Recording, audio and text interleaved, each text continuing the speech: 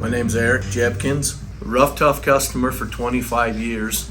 My first truck they did was a 1985 Ford F-150 and have done several since. Great product, good people, installation's awesome, lasts forever, durable. We're a cabinet business and we do everything in Jackson, Wyoming area. So, everything's manufactured here in Salt Lake and it is brought up there. We basically see the job from start to finish. A lot of dust, a lot of stuff on us. It's just good stuff. They've got so many different varieties to choose from. Anybody that's in the construction or a lot of use, to save your nice leather seats is really the way to go. Guys that are, excavators in my business, in and out of the truck all the time, dogs, hunting. I'm a duck hunter. I like the shadow grass blades, but this truck I went with your camo, your gray and more of with the horns, and then I did the leather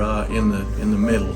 It's going to look good in that truck for sure. It's actually nice to come to a place and right here in Salt Lake that that this company ships stuff all over the country, and so yeah, it's pretty nice to have something local right here near you.